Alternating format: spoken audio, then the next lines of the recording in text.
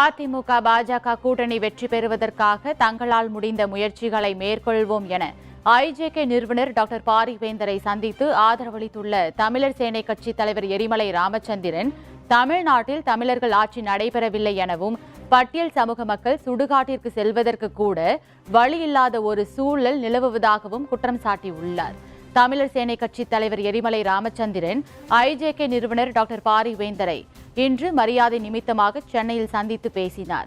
அப்போது தனி தொகுதிகள் முற்றிலுமாக மறுசீரமைப்பு செய்யப்பட வேண்டும் எனவும், நீண்ட நாட்களாக தனி தொகுதிகளாக இருக்கும் தொகுதிகளுக்கு மாற்றாக புதிய தனி தொகுதிகள் உருவாக்கப்பட வேண்டும் என்பன உள்ளிட்ட 10 கோரிக்கைகள் அடங்கிய விண்ணப்பத்தை டாக்டர் பாரிவேந்தரிடம் எரிமலை ராமச்சந்திரன் வழங்கினார்.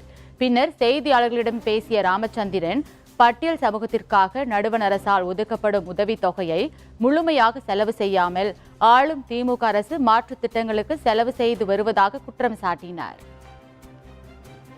தமிழ்நாட்டில் இங்கு தமிழர் ஆட்சி இல்லை, தமிழர் அல்லாதவர்கள் ஆட்சி செய்வதனுடைய விளைபாடாக நிலையாக இங்கு முறையான பட்டியல் சமூக மக்களுக்கு ஒரு சுடுகாட்டுக்கு போவதற்கு கூட வழி இல்லாத ஒரு சூழல் இங்கு இருக்குது.